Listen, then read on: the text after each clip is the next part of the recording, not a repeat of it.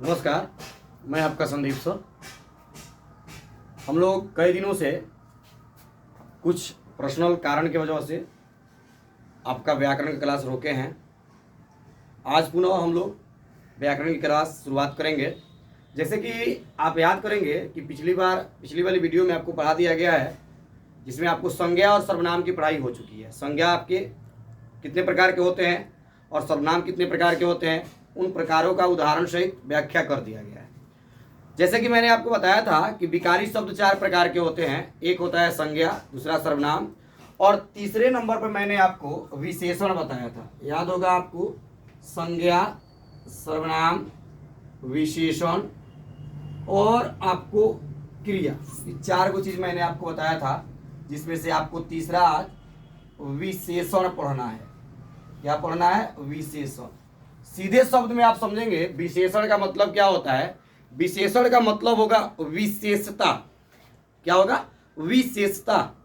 जिस माध्यम से भी हमें किसी भी व्यक्ति, वस्तु या स्थान के विशेषता के बारे में जानकारी चले तो उसी को हम क्या कहेंगे? विशेषण कहेंगे। अब जैसे सिंपल उदाहरण आपके सामने है, संदीप सर मोटे हैं। संदीप सर मोटे हैं, तो संदीप सर मोटे हैं तो इसमें मेरा विशेषता क्या हो गया? मोटापा। क्या विशेषता होगा? मोटापा। जैसे अगर हम किसी को कह रहे हैं कि वह पतला है तो उसकी विशेषता क्या हो गया? पतला। वह ईमानदार है तो उसकी विशेषता क्या हो जाएगी? ईमानदार। तो आप याद रखेंगे, किसी भी माध्यम से किसी भी चीज के अंदर की विशेषता अगर मालूम चलती है, विशेषता में खराबी भी आ सकता है। विशेषता में खराबी भी आ सकता है। जैसे कि आप समझेंगे, हम कह रहे हैं कि वह बेईमान है, वह बेईमान है, तो उसके अंदर की बेईमानी क्या है? बोले विशेषता क्या है? बेईमानी। हम कह रहे हैं वह नाटा है, तो याद रखेंगे किसी भी प्रकार का उसके अंदर अगर गुण हो या अवगुण हो, उसी को हम विशेषण कहेंगे। आप विशेषण के बारे में जानेंगे। यह 4 प्रकार का होता है। कितने प्रकार का होगा? यह आपका 4 प्रकार का होगा, याद रखेंगे। इसका प्रकार 4 होता है। परिभाषा अक्सर बच्चे कह रहे हैं, जो समझाया जा रहा है उससे उनका क्लियर नहीं हो रहा है, तो एक बार परिभाषा लिखेंगे।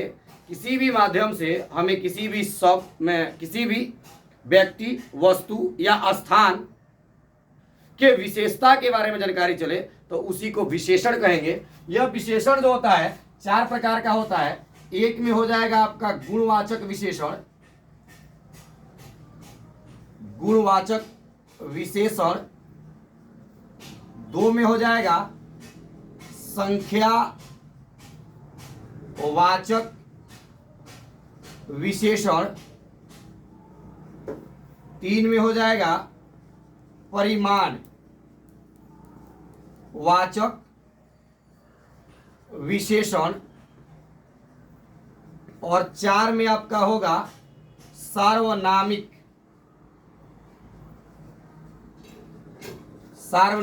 या संकेत वाचक विशेषण। याद रखेंगे। आप बेहतरीन तरीका से पिछला वाला क्लास याद करेंगे। आपको बताया जा चुका गया है कि संज्ञा जो आपका होता है, संज्ञा 5 प्रकार का होता है, सर्वनाम 6 प्रकार का होता है, और आपका ये विशेषण जो है यह 4 प्रकार का होता है। अब आपको एक एक करके सभी के बारे में जानना है, समझना है कि ये क्या होता है। विशेषण का परिभाषा आपका क्लियर हो गया होगा कि विशेषता, भोजपुरी में याद रखिए लेकिन, कि कोनो भी चीज के विशेषता, खासियत जौना माध्यम से था चले ओकरे के विशेषण कहल जाला। आई खासियत 4 प्रकार से था चलेला। पहिलका होता गुण, तो जौना माध्यम से हमनी के कोनो भी व्यक्ति के अंदर, कोनो भी जगह के अंदर, आ चाहे कोनो भी स्थान के सामान के अंदर अगर गुण प्रकट होता है, अगर गुण, जैसे कि अगर हम कह रहे हैं राम ईमानदार है, हम क्या कह रहे हैं? राम ईमानदार है, तो यहाँ पर ईमानदार क्या हो गया? उसके अंदर का गुण हो गया। ईमानदार क्या हो गया? उसके अंदर का गुण। तो इसी को हम लोग क्या कहेंगे? अगर आपसे पूछे कि ईमानदार कौन विशेषण है, क्या पूछे बउआ? ईमानदार कौन विशेषण है, तो आप बताएंगे गुणवाचक विशेषण है। क्या है? गुणवाचक विशेषण है। इसके आगे हम कह रहे हैं कि रावण बेईमान था, रावण बेईमान, तो बेईमान आ गया नहीं। उसके बाद हम कहें कि वो अच्छा है, यानी कि अंदर की विशेषता जिसके माध्यम से चले, गुण का था चले, उसी को आप क्या कहेंगे?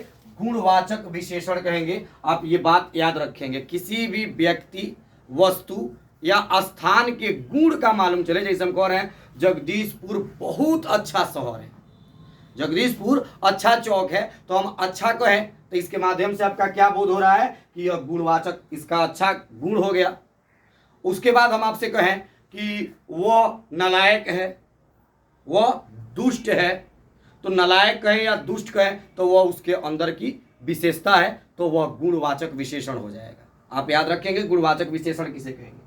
उसके बाद संख्यावाचक विशेषण कह रहा है, तो जिसके माध्यम से संख्या की जानकारी हो, जिसके माध्यम से संख्या की जानकारी हो, तो उसी को हम संख्यावाचक विशेषण कहेंगे। जैसे हम कह रहे हैं कि एक क्रिकेट के टीम में 11 प्लेयर्स होते हैं, क्रिकेट के टीम में 11 प्लेयर्स होते हैं, तो कितना संख्या आया 11। तो आप क्या बताएंगे क्रिकेट में कितने प्लेयर होते हैं 11, तो ये कौन सा विशेषण हो जाएगा आपका, हो जाएगा यह संख्यावाचक विशेषण। जैसे आप फिर एक और बात याद रखेंगे, कबड्डी, कबड्डी जो हम लोग खेलते आ रहे हैं बचपन से, इसमें कितने प्लेयर्स होते हैं 7, तो संख्या बता रहा है, तो ये भी क्या हो जाएगा आपका संख्यावाचक विशेषण। हॉकी जानते होंगे भारत की राष्ट्रीय खेल है, तो हॉकी जो है उसमें भी 11 प्लेयर्स खेलते हैं, तो ये भी क्या हो जाएगा आपका संख्यावाचक विशेषण। तो जिस माध्यम से हमें संख्या के बारे में जानकारी चले तो उसको हम क्या कहेंगे, जैसे 5, 10, 50, 20 जो भी हो संख्या, उसको आप संख्यावाचक विशेषण कहेंगे। उसके आगे आपका आ रहा है परिमाणवाचक विशेषण। क्या आ रहा है बाबू, परिमाणवाचक विशेषण, जिससे परिमाण यानी वेट के बारे में मालूम चले, थोड़ा बहुत कम नहीं होता है। जैसे आप घर पे खाना खा रहे हैं और चावल मांग रहे हैं, ए माँ तुम चावल दियो हो, चाहे दीदी चावल, तो क्या कहते हैं थोड़ा, क्या कहते हैं थोड़ा, तो थोड़ा कहे अरे बाप रे बहुत होगा ना, तो थोड़ा बहुत कम अधिक, ये जो है ना जिस माध्यम से आपको परिमाण का माध्यम जानकारी चले, थोड़ा बहुत कम अधिक, तो उसको आप परिमाणवाचक विशेषण कहेंगे। अगला आपका सार्वनामिक या संकेतवाचक, यानी कि ये सबसे इंपॉर्टेंट आपके लिए है समझने के लिए कि सार्वनामिक विशेषण किसको कहा जाता है। ध्यान से अगर बात को सुनिएगा तो समझ में आएगा। संज्ञा के पहले, संज्ञा के पहले यदि कोई सर्वनाम आता है, संज्ञा के पहले यदि कोई, परिभाषा देखिएगा, संज्ञा के पहले यदि कोई सर्वनाम, संज्ञा के पहले यदि कोई सर्वनाम आता है तो उसे सार्वनामिक विशेषण कहते हैं। संज्ञा, संज्ञा आप जानते हैं किसी भी व्यक्ति, वस्तु या स्थान के नाम को क्या कहा जाता है, संज्ञा कहा जाता है, और संज्ञा के बदले में जिसका प्रयोग होता है उसको सर्वनाम कहा जाता है। तो संज्ञा के पहले, तो जैसे हम कह रहे हैं वह राम है, वह राम है, तो यहां पर ये राम जो आपका है यह क्या हो जाएगा, राम आपका, तो राम आपका हो गया संज्ञा। राम क्या हो जाएगा बाबू आपका, तो राम आपका संज्ञा हो गया। और यह जो वो है मैंने आपको बताया है कि वह आपका क्या है, सर्वनाम है, वह क्या हो गया आपका सर्वनाम। तो राम बाद में आया है और वह पहले आया है, यानी संज्ञा के पहले क्या आ गया, सर्वनाम। तो जब संज्ञा के पहले सर्वनाम आवे तो उसे हम सार्वनामिक विशेषण कहते हैं। जैसे अक्सर हम भी देखते हैं, रास्ते से हम जा रहे हैं, बहुत सारे बच्चे कहते हैं ये संदीप सर हमें, क्या ये संदीप सर हमें, तो ये संदीप सर हमें, तो एक और मतलब क्या भाई, बच्चा संकेत कर रहा है, इशारा कर रहा है कि ये कौन है, संदीप सर है। तो इसके संकेत के भी माध्यम से, अच्छा आप कहीं जा रहे हैं, ए हम कहाँ बनी सुनो, आ तो पटना पहुंचे बनी सर, हाजीपुर, जगदीशपुर। तो इस तरह से आपको याद रखना होगा कि संज्ञा के पहले जो सर्वनाम आता है उसी को क्या कहेंगे हम, सार्वनामिक विशेषण। एक मर्तबा आप क्लियर करेंगे। विशेषण किसी भी व्यक्ति, वस्तु या स्थान के विशेषता की जानकारी चले तो उसे विशेषण कहते हैं। विशेषण आपका 4 प्रकार का होता है। एक में गुणवाचक, जिसके माध्यम से गुण का मालूम चले, ईमानदार, बेईमान,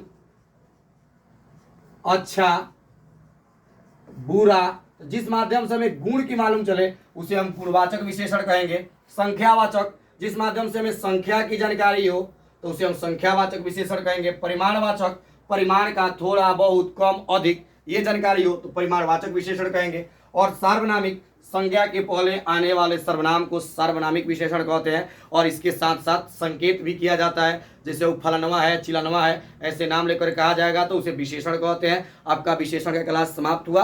अगले वीडियो में हम लोग क्रिया क्लास पढ़ेंगे। धन्यवाद।